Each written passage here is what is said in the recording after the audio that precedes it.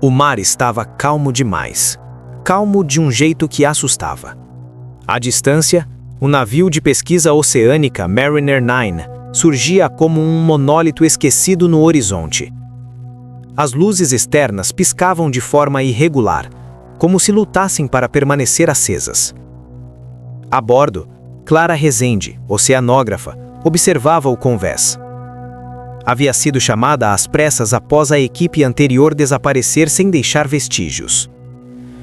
Não houve pedido de socorro, não houve sinal de luta, não houve absolutamente nada. Apenas silêncio.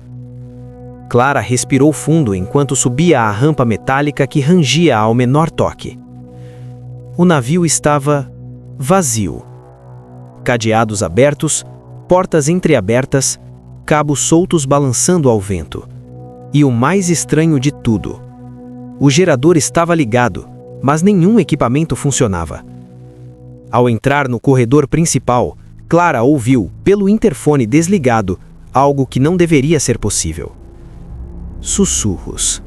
Tensos, urgentes, como se alguém estivesse conversando dentro da cabine de comando. Ela engoliu seco e avançou. A ponte de comando estava escura. Os computadores piscavam sem padrão, como se uma interferência constante os perturbasse. Clara iluminou o painel e viu marcas de mãos. Marcas longas, arranhadas sobre o vidro, como se alguém tivesse tentado segurar-se ou ser puxado para longe dele. "Tem alguém aí?" ela chamou. Silêncio. Então algo se encostou atrás dela. Uma brisa gelada, impossível dentro de uma cabine fechada. Ela virou rápido. Nada. Mas quando voltou os olhos para os monitores, percebeu que agora todos mostravam a mesma imagem, a câmera do convés, mostrando Clara, dentro da cabine. E atrás dela, na gravação, uma sombra alta, magra, imóvel. Clara girou de novo. Vazia. O rádio, até então desligado, chiou. "Você não deveria ter voltado." Clara recuou. "Quem está falando? Identifique-se." O rádio chiou mais forte. "Corra." E desligou sozinho. O mar lá fora bateu contra o casco com força, como se algo enorme tivesse emergido e voltado a submergir. Clara desceu as escadas estreitas em direção aos camarotes. Precisava entender o que aconteceu com a tripulação desaparecida. O ar estava mais pesado ali. O cheiro de ferrugem parecia vir das paredes, como se estivessem sangrando. Ao abrir o primeiro quarto, encontrou roupas largadas às pressas, cadernos abertos, anotações inconclusas. Tudo parecia congelado no exato segundo em que a equipe desapareceu. Ela encontrou uma câmera de vídeo caída no chão. Ligou. A gravação mostrava o pesquisador Tiago Moura, respirando ofegante. "Alguma coisa está subindo pelo casco. Não é humano. Não é nada que conhecemos." A filmagem tremeu. Um som de metal retorcido ecoou. Tiago gritou. A câmera caiu e uma voz sussurrou muito perto do microfone. "Um de cada vez. Sempre um de cada vez." A gravação terminou. Clara tremia, mas continuou. Abriu outro camarote e viu uma marca profunda na parede, como garras, 5 dedos longos demais e uma frase escrita com algo escuro. "O mar devolve apenas o que deseja."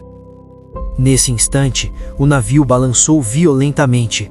Objetos caíram, luzes piscaram, e Clara ouviu passos. Pesados, molhados, subindo do porão. Clara desceu mais um nível. A água cobria os pés. Não era água limpa. Era espessa, escura. Parecia tinta misturada com óleo. No fundo do porão, uma porta estava entreaberta e algo brilhava dentro. Clara respirou fundo e empurrou a porta. Ali havia um laboratório improvisado. Frascos quebrados, instrumentos caídos. e no centro, uma caixa metálica com a tampa arrancada. Dentro dela, um globo escuro, pulsante. Parecia uma criatura, mas não se movia. Era mais como um coração fossilizado. Clara recuou, mas encontrou um caderno parcialmente seco. Lia-se nas últimas páginas. Encontramos isso no fundo do mar. Não sabemos o que é. Mas quando o trouxemos a bordo, coisas começaram a sair da água. Sombras, vozes, pessoas mortas. É como se esse objeto chamasse por elas. Outro trecho. A criatura não quer o globo, quer o porta-voz dele. Clara franzia a testa, confusa, quando ouviu um estalo. Um som de respiração pesada. Virou-se devagar. Na porta estreita do laboratório, uma figura observava. Alta, de pele enrugada como couro molhado, com braços longos demais e olhos brancos, mortos, mas atentos. Clara ficou paralisada. A criatura inclinou a cabeça e repetiu com voz rouca exatamente a voz da gravação. Um de cada vez. Clara correu imediatamente, subindo as escadas, enquanto a criatura arranhava o metal atrás dela. De volta ao convés, a tempestade começava a se formar. O mar já não estava calmo. Ondas enormes batiam no casco como marteladas. Clara correu para o bote salva-vidas, mas antes que pudesse soltá-lo, o rádio atrás dela chiou novamente. Você não pode fugir. Ela ignorou, tentando puxar as cordas, mas as cordas estavam cortadas. A criatura subiu ao convés. Movia-se sem fazer barulho, o que tornava tudo ainda mais aterrorizante. Ela caminhou devagar na direção de Clara, e então, pela primeira vez, falou com sua própria voz, uma mistura de água e desespero. Você ouviu o chamado. O mar escolheu você. A criatura deu mais um passo. Me deu o que pertence a ele. Clara não entendeu. Eu não tenho nada. A criatura abriu a boca larga e disforme. Tem sim. E apontou para o peito de Clara. Ela olhou para baixo assustada. Seu peito pulsava.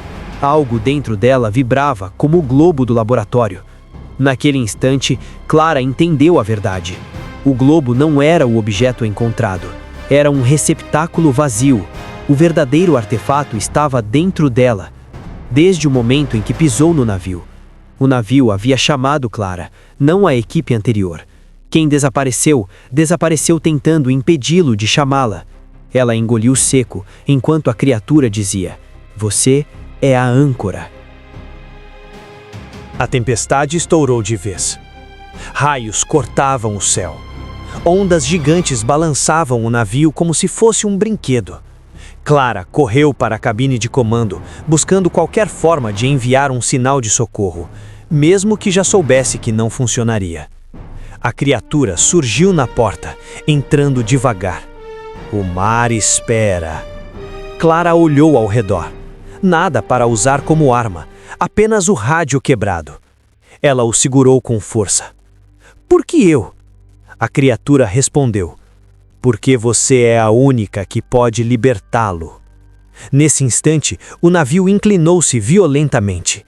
Clara caiu. A criatura caiu junto. O metal se partiu. A água jorrou por todos os lados. A cabine se encheu rapidamente. Clara tentou subir, mas a criatura agarrou seu tornozelo. A âncora desce com o navio. A água já cobria tudo. Clara prendeu a respiração, lutando, chutando, desesperada. E então, o globo dentro de seu peito brilhou. A luz atravessou a água. A criatura recuou, urrando. A água ao redor virou vapor quente. Clara sentiu algo saindo de dentro dela, uma esfera escura, viva, pulsante.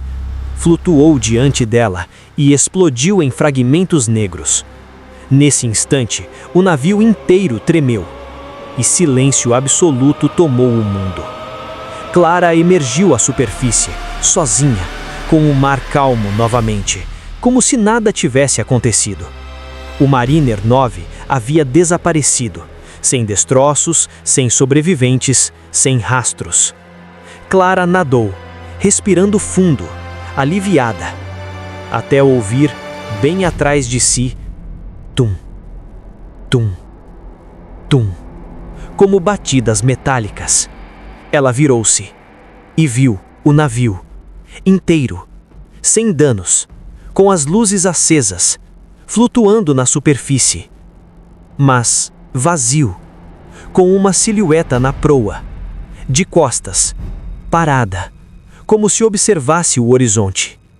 Era ela, outra Clara, imóvel. A Clara verdadeira tentou nadar para longe, mas o mar começou a puxá-la como uma mão gigante agarrando seus tornozelos. A Clara da proa virou-se lentamente. Seu rosto estava completamente branco, sem olhos, sem boca, sem identidade. A voz ecoou dentro da mente de Clara, não pelos ouvidos. A âncora encontrou o substituto. E tudo escureceu. E então, você gostou? Inscreva-se no canal se ainda não faz parte do nosso círculo sombrio. Deixe seu like, comente e compartilhe nas suas redes sociais, porque os próximos segredos não serão para todos.